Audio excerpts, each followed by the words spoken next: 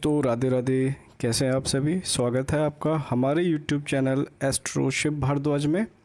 और आज हम बात करेंगे चैप्टर 4 फंडामेंटल्स ऑफ एस्ट्रोलॉजी, जो कि बहुत ज़्यादा इम्पोर्टेंट है किसी भी एस्ट्रोलॉजी की प्रेडिक्शन करने के लिए।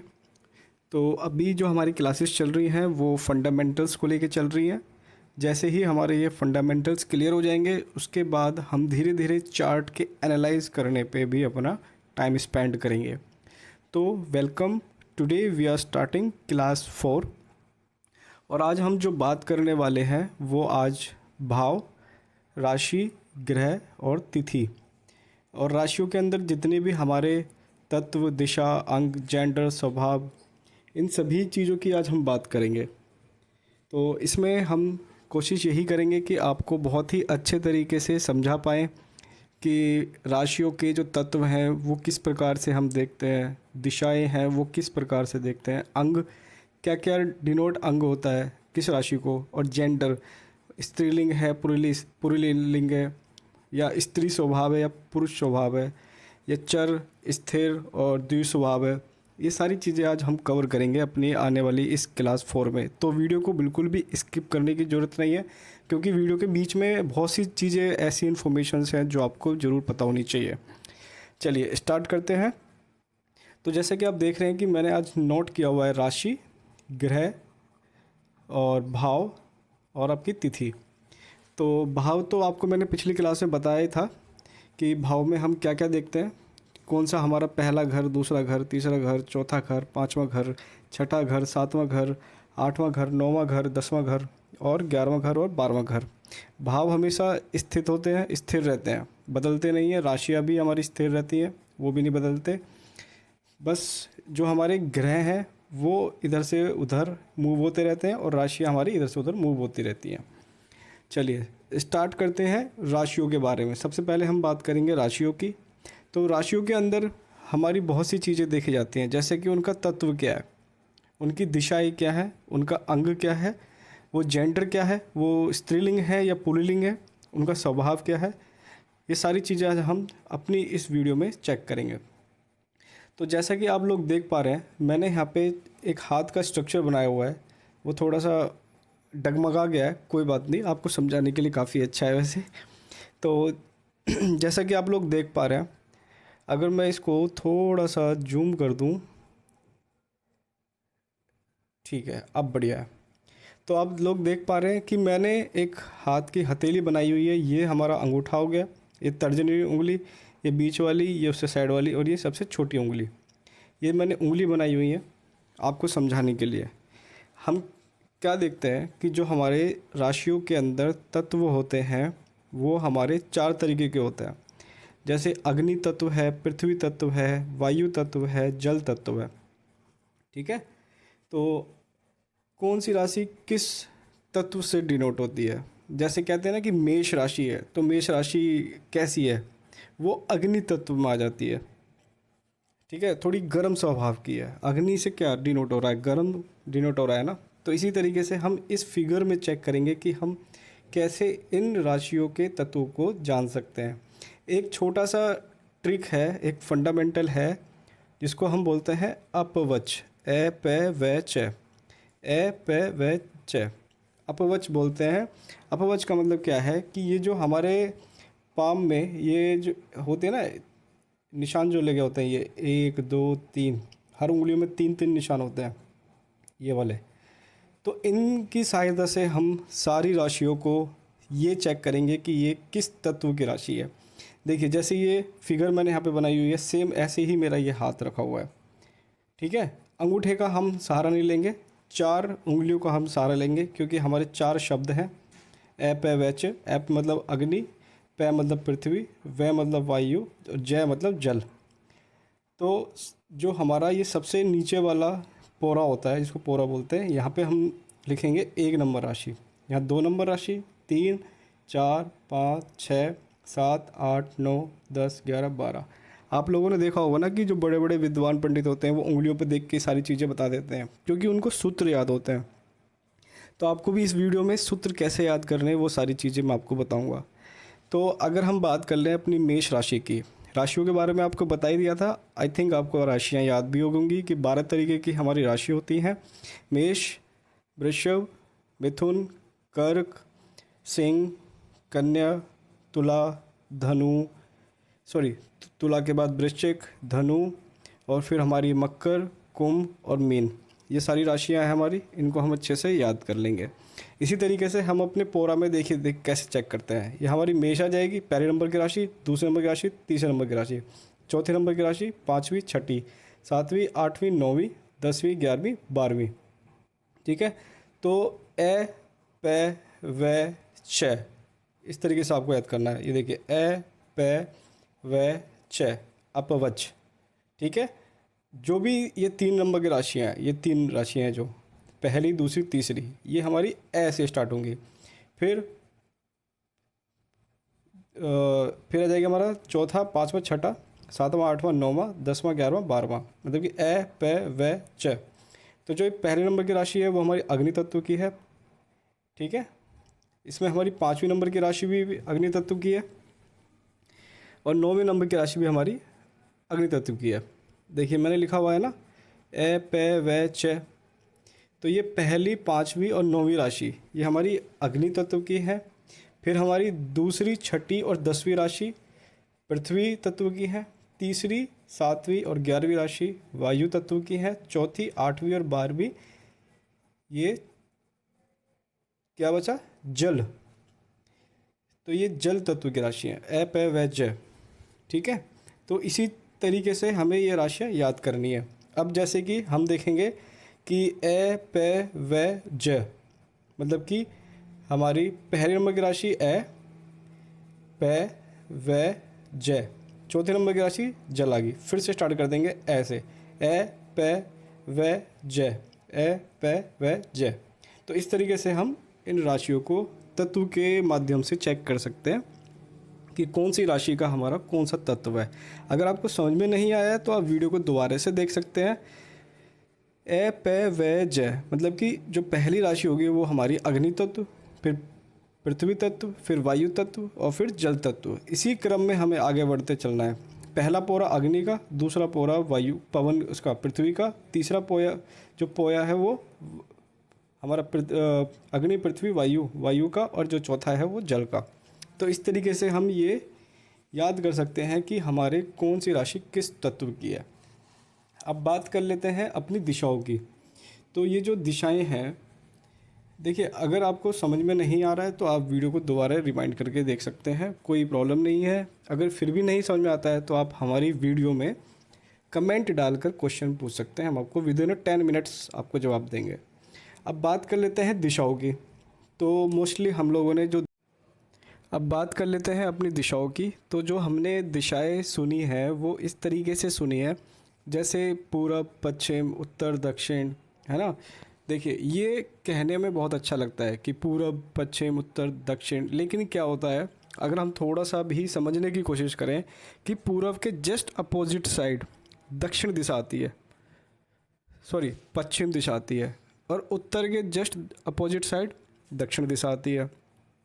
इस तरीके का फिगर होता है ना ये पूरब, पश्चिम, उत्तर, दक्षिण। तो ये इसके अपोजिट साइड में है पश्चिम, और अब उत्तर के अपोजिट साइड में है दक्षिण। इस तरीके से हमें ये दिशाएं याद नहीं करनी है अपनी कुंडली को एनालाइज करने के लिए। और दिशाएं हम क्यों देखते हैं? दिशाएं हम देखते हैं कि किस तरफ जाके हम अपना कार्य पूरा कर सकते हैं, या कोई भी वस्तु खो गई है, या कोई इंसान कहीं चला गया है। तो इन चीज़ों को एनालाइज करने के लिए हमें दिशाओं का पता होना बहुत ज़्यादा ज़रूरी है। अब इन्हें देखते कैसे हैं? पूरब के बाद अगर हम सही क्रम में जाएं, क्लॉकवाइज चलें, तो हमारी पूरब के बाद दूसरे नंबर की जो दिशा है वो दक्षिण है, तीसरे नंबर की जो दिशा है वो पश्चिम है, और चौथे नंबर की जो दिशा है वो उत्तर है। हमेशा क्लॉकवाइज में चलेंगे, हम क्लॉकवाइज में चलने की कोशिश करेंगे। ठीक है, बिल्कुल भी कंफ्यूज नहीं होना है कि इसमें दिशाएं तो हमने शुरू से पढ़ा है, पूरब, पश्चिम, उत्तर, दक्षिण, वो ठीक है, वो पढ़ने के बेसिस पे बहुत अच्छी बात है। लेकिन अगर बात करें हमारी कुंडली के लिए, तो कुंडली के लिए हमारे पहले नंबर की जो राशि होगी वो पूरब होगी, दूसरे नंबर की राशि दक्षिण होगी, तीसरी पश्चिम और चौथी उत्तर। इसी क्रम में हमें याद करना है। कि कौन सी राशि की दिशा को किस तरीके से देखेंगे। देखिए फिर से मैंने एक स्ट्रक्चर बनाया है हाथ का। पहले नंबर की राशि, दूसरे नंबर की राशि, तीसरे नंबर की, चौथे नंबर की, पाँचवीं, छठी, सातवीं, आठवीं, नौवीं, 10वीं, 11वीं, 12वीं। तो इसी क्रम से हम देखेंगे कि अगर पहले नंबर की राशि देख रहे हैं तो पूरब, दक्षिण, पश्चिम, उत्तर, फिर पूरब, दक्षिण, पश्चिम, उत्तर, फिर पूरब, दक्षिण, पश्चिम, उत्तर।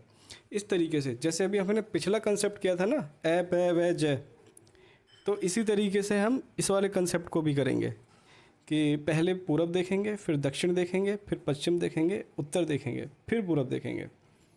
तो ये हमारी दिशाएं हो गई हैं। दिशाएं में अभी हम थोड़ा और भी बात करेंगे, लेकिन उससे पहले थोड़ा सा मैं आपको जो हमारा अगला कंसेप्ट है जेंडर का, वो थोड़ा सा समझा देता हूँ। जेंडर में हमें ज़्यादा कुछ खास देखना नहीं होता है, वही हमारे पाम की वही सारे जो पोरा हैं, जैसे 3 पोरा हमारी उंगलियों पे है, पहली, दूसरी, तीसरी। तो मेष राशि हो जाएगी हमारी पुरुष, मतलब कि हम पुरुष को पहला और स्त्रीलिंग को दूसरा मान के चलेंगे। तो पहली राशि पुरुष, स्त्री, पुरुष, स्त्री, पुरुष, स्त्री, पुरुष, स्त्री, पुरुष, स्त्री, पुरुष, स्त्री। पहली मेष राशि है पुरुष, दूसरी वृषभ राशि है स्त्री, तीसरी मिथुन राशि है पुरुष, चौथी कर्क राशि है स्त्री। इस तरीके से हम ये जो हमारा जेंडर वाला कंसेप्ट है राशियों की, इसको भी क्लियर करके चल लेंगे। देखिए थोड़ा सा मुझे जल्दी बताना पड़ रहा है क्योंकि वीडियो ना काफ़ी लंबी हो जाती है, फिर आप लोग भी बोर हो जाते हो। तो कोशिश यही करूँगा कि आपको जल्दी से जल्दी समझाने की कोशिश करूँ, ठीक है। तो अभी हम इससे पहले दिशाओं की बात कर रहे थे। तो अगर हम बात करें अपने चार्ट के अंदर कि चार्ट के अंदर हम दिशाएं कैसे देखें। देखिए लगन हमारा यही रहेगा हमेशा, जैसे कि आपको मैंने पिछली वीडियो में बताया हुआ है, लगन यही रहेगा। लगन में हम हमेशा पूर्व दिशाएं देखते हैं। अभी मैंने दिशाओं के बारे में क्या बताया था आपको कि हमेशा क्लॉकवाइज में चलेंगे, मतलब सीधी डायरेक्शन में चलेंगे। तो पूर्व के बाद ये हमारा है आग्नेय कोण, जो कि 12वें घर में है। उसके बाद फिर 11वें घर में दक्षिण, 10वें घर में भी दक्षिण। क्योंकि ये जो साइड वाला हो जाता है ना, इनको हम कोना कंसीडर करते हैं। ये कोने कंसीडर्ड है, ये वाले, ये कोने कंसीडर्ड हैं, ठीक है। तो वैसे तो टोटल 10 दिशाएं होती हैं, पूरब और दक्षिण और पश्चिम, उत्तर, और फिर ये चारों कोने, चारों 4 8 और 2 फिर ऊपर नीचे, ठीक है। टोटल हम 10 दिशाओं को देखते हैं। तो इसमें यही हमें देखना है इसमें कि जो हमारा पहला लगन भाव है इसके अंदर हम पूरब देखेंगे। देन उसके बाद 12वें घर में हम आग्नेय कोण, 11वें घर में दक्षिण, और फिर 10वें घर में भी दक्षिण, फिर 9वें घर में नेत्रीय कोण भी बोलते हैं, जिसको हम राहु की दिशा भी बोलते हैं, ठीक है। ये फिर हमारा पश्चिम हो जाएगा, 8वां घर। 7वां घर भी हमारा पश्चिम दिशा में रहेगा। फिर ये हो जाएगा वायव्य कोण, जो कि हमारा 6ठा घर माना जाता है। फिर ये 5वां घर उत्तर, 4था घर भी उत्तर। फिर ये 3रा घर ईशान कोण, और ये दूसरा घर पूर्व दिशा की तरफ देखा जाता है। और बात कर ले अगर ग्रहों की, कि ग्रहों को हम किस तरीके से जेंडर में और किस दिशाओं में देखते हैं, तो सूर्य हमारा पूर्व दिशा में देखा जाता है और इसको पुरुष की गिनती में गिना जाता है। सेम चंद्रमा उत्तर दिशा, मंगल दक्षिण दिशा।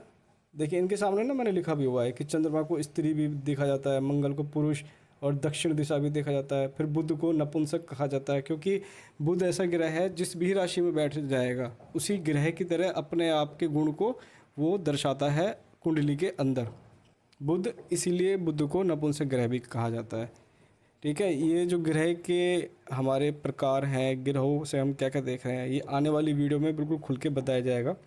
फिर गुरु की बात करें, चंद्रमा की बात करें, गुरु हमारा पुरुष में आ जाता है, चंद्रमा हमारा वही स्त्री जो आपको पहले बताया था, और इनसे उत्तर दिशा देखी जाती है। शुक्र की बात करें तो स्त्री और दक्षिण दिशा देखी जाती है। शनि अगेन नपुंसक, क्योंकि शनि भी हमारा ऐसा ग्रह है कि जिस राशि के साथ बैठ जाए उस राशि के स्वामी के जैसा ये असर दिखाना शुरू कर देता है, या उस घर से संबंधित जो भी चीज़ें हैं उनसे संबंध दिखाना शुरू कर देता है। तो वीडियो में आगे बढ़ते हैं, आगे बात कर लेते हैं हमारे अंग की, कि हम किस अंग को अपनी कुंडली के अंदर कौन से घर में देखते हैं या कौन सी राशि में देखते हैं। देखिए, एक हमारी जो कुंडली स्टार्ट हुई थी वो कालपुरुष से स्टार्ट हुई थी। कालपुरुष को कहा जाता है ईश्वर। तो जिस तरीके से हम ईश्वर को मान के कुंडली स्टार्ट करते हैं, तो कुंडली कालपुरुष में पहले घर में ही पहली राशि को हम मान के चलते हैं, ठीक है। और इसी हिसाब से हम यहाँ पे अंग देखेंगे कि कौन से घर में किस अंग को देखा जाता है। अगर जैसे हमारे हेड मतलब कि हमारे सर से रिलेटेड चीज़ें देखते हैं तो फर्स्ट हाउस को भी देखेंगे और जहाँ पर मेष राशि बैठी हुई है उसको भी देखेंगे। मतलब कि पहली राशि हम अपने लगन में देखेंगे, दूसरी राशि यहाँ देखेंगे, तीसरी यहाँ, चौथी यहाँ, पाँचवीं यहाँ, छठी यहाँ, सातवीं, आठवीं, नौवीं, 10वीं, 11वीं, 12वीं। मतलब कि जो घर हमारा पहला है उसमें हम पहली राशि करके देखते हैं, दूसरे घर में दूसरी राशि, तीसरे घर में तीसरी राशि। इसी तरीके से हम 12 राशियों को 12 घरों में रख देंगे क्रम वाइज। और बात कर लेते हैं लगन की, तो लगन में हम हमेशा अपने सर को देखते हैं, अपने हेड को। मतलब सर से संबंधित जो भी परेशानियाँ होंगी वो हम पहले घर में देखेंगे, ठीक है। और अगर पहले घर में मेष राशि नहीं है तो मेष राशि जिस घर में बैठी हुई है उस घर को भी हम चेक करेंगे अगर हमारे सर से संबंधित कोई समस्या है। फिर ऐसे ही दूसरे घर में हमारी वृषभ राशि है, तो इससे हम देखेंगे अपने फेस को, जो भी हमारा फेस है, ठीक है। हमारे आँख, नाक, ये सब चीज़ें हम दूसरे घर से देखेंगे। तीसरे घर से हम देखेंगे हमारा कंठ, गला, हमारी भुजा और कंधे। ये हम तीसरे घर से देखेंगे जहाँ पर मिथुन राशि बैठी हुई है। कर्क राशि जहाँ पे चौथे घर में बैठी हुई है वहाँ से हम अपने फेफड़े और फेफड़ों से संबंधित जो भी हमारा एरिया है वो सारा देखते हैं हम चौथे घर से। पाँचवें घर से हम हृदय और पेट का थोड़ा सा हिस्सा भी देखते हैं, ठीक है। छठे घर में हम जो कि हमारी कन्या की राशि बैठी हुई है वहाँ से हम आते और पूरा पेट देखते हैं। सातवें घर में हम मूत्राशय, आठवें घर में गुप्तांग, जितने भी हमारे स्त्री या पुरुष के अंदर गुप्तांग हैं वो। नौवें घर में हमारा पैर और जांघ। 10वें घर में हमारे घुटने, जो पैर के घुटने होते हैं वो। 11वें घर में घुटनों से नीचे का हिस्सा। और 12वें घर में हमारे पंजे, उंगलियां, पैरों की, ये सारी चीज़ें हम 12वें घर से देखते हैं। तो ये आज जो भी हमने क्लास में समझाया है वो आपको राशियों के तत्व, उनकी दिशा, अंग और उनका जेंडर। और अब आते हैं स्वभाव पे। तो राशियों का स्वभाव क्या है?